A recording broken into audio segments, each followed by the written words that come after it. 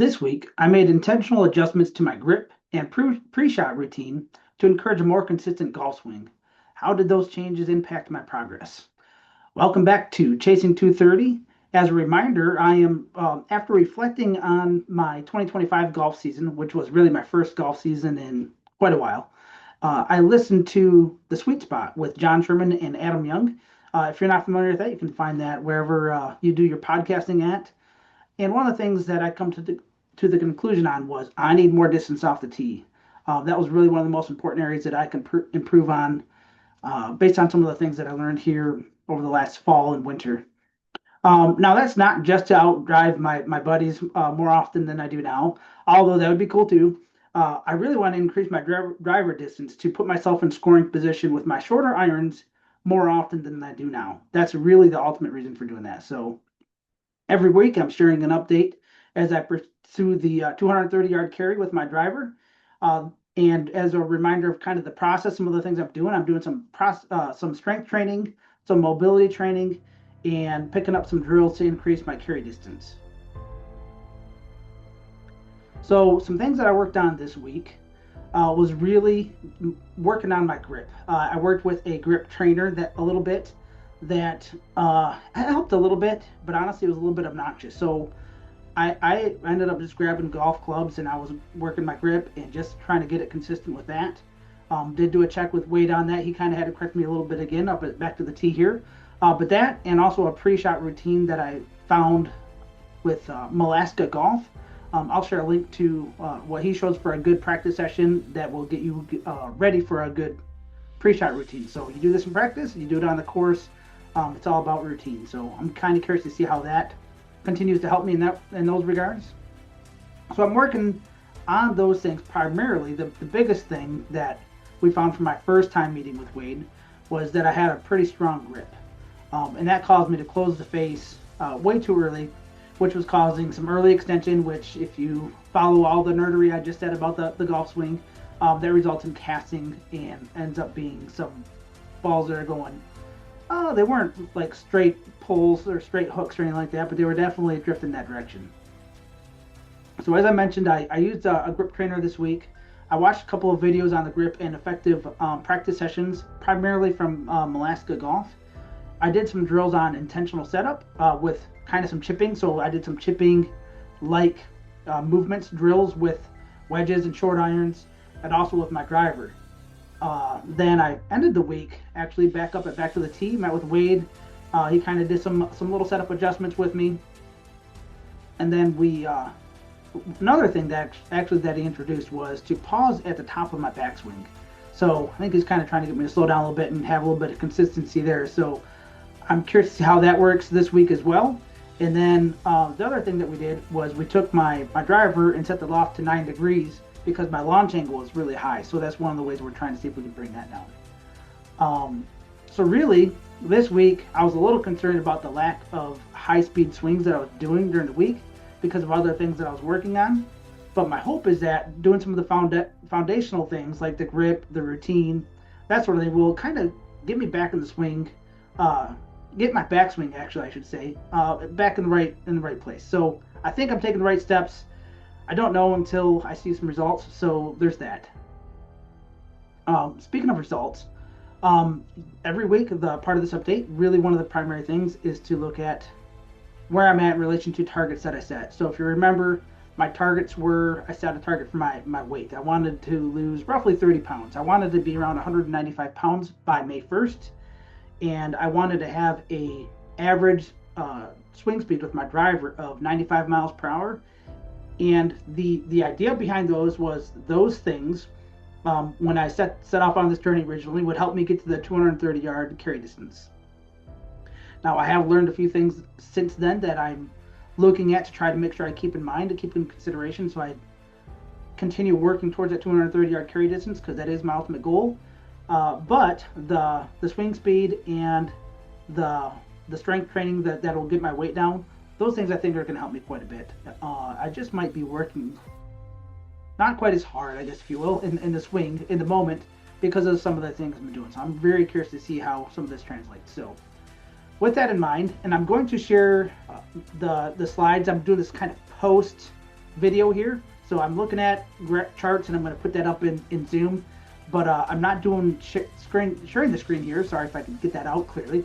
I'm not sharing the screen here on purpose because it kind of messed with me last time. I keep tinkering at that. So we'll see how this one turns out with me putting that in editing. See if that gives us what we're looking for. So key metrics. Where I'm focusing my efforts right now, like I said, is my weight. And one of the things with my weight, if I can make sure I have the right data in front of me,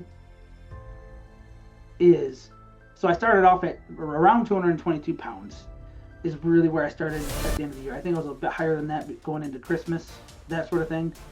And right now I'm at 216.4 pounds. So I'm down over last week by about 1.5 pounds, and I'm down, roughly 5 pounds overall. So that's going in a good direction. I had a little bit of a hiccup during the Arctic Blast here in Michigan, and then had a trip down to Florida for a basketball tournament where I just didn't keep up on things, especially with the calorie tracking, that sort of thing. So that's really where I'm at with weight.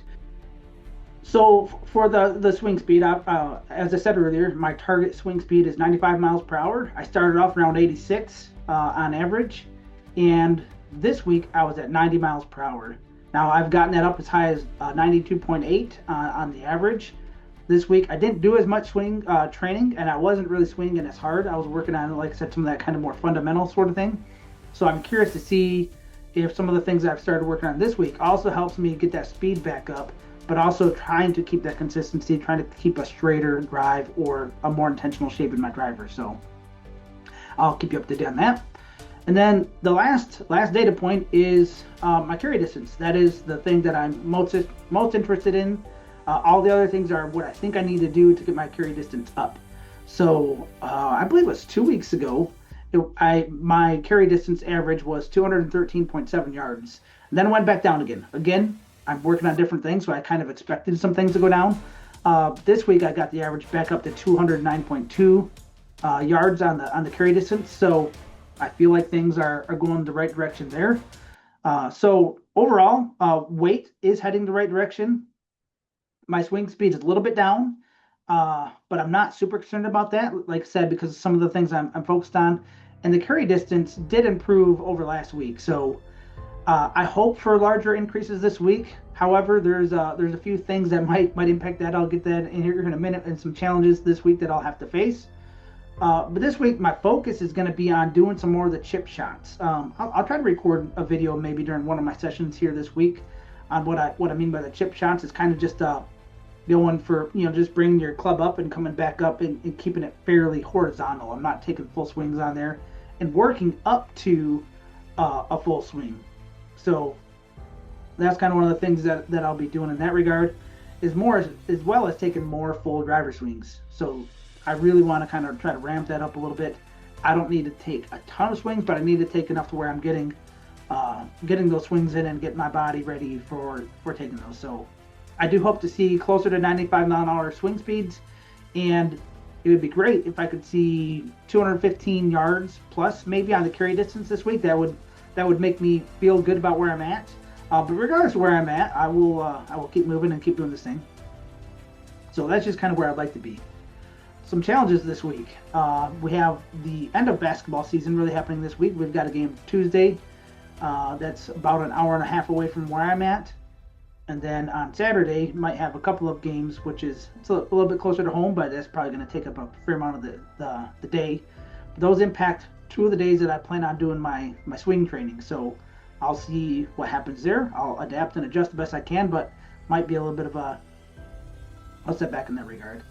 On top of that, I have some medical things going on that require me to do some fasting on Wednesday, to go in to get some things checked out on Thursday, and then Friday we'll be hopefully kind of getting back into normal, I guess, if you will. So I have a couple of challenges this week that will make training a little bit difficult, but we'll see if we can overcome them and work through those. So I do hope for some good swing sessions on Tuesday and Saturday. Tuesday will be tough.